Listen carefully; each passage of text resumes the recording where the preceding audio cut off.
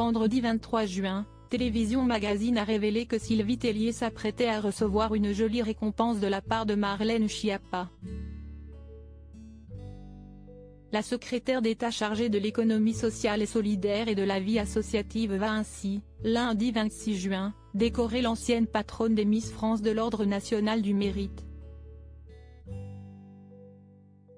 Il s'agit du second ordre national, se situant juste après la Légion d'honneur, reçue d'ailleurs par l'animateur et producteur Arthur, le 8 juin dernier. C'est donc un prix prestigieux qui saluera tout le travail effectué par la femme d'affaires de 45 ans, que ce soit par le biais du concours de beauté national, qui met en avant la richesse du pays dans son sens large, ou encore de son association Les Bonnes Fées qui vient en aide aux malades du cancer par le biais de l'esthétique, entre autres, mais aussi aux jeunes mères connaissant des difficultés financières.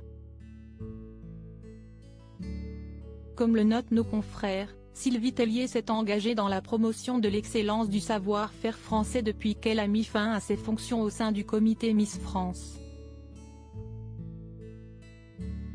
L'ancienne reine de beauté sera donc entourée de ses proches, lundi, lorsque Marlène Schiappa lui adressera son prix.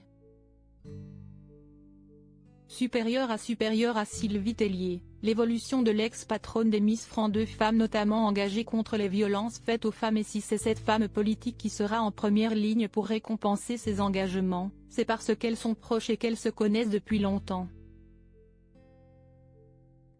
Le 25 novembre 2020, elles avaient toutes deux œuvré pour la journée contre les violences faites aux femmes et le soir de l'élection de Miss France, elle avait rappelé que le numéro de téléphone 3919, aidant les victimes, existait.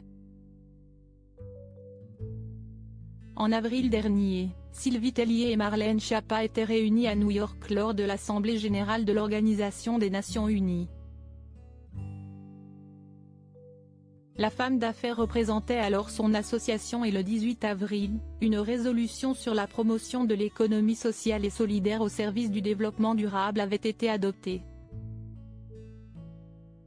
Quant à elle, la femme politique accompagnait la délégation française de l'économie sociale et solidaire. Article écrit avec la collaboration de 6 médias Crédit Photo, Jacovi de Moreau.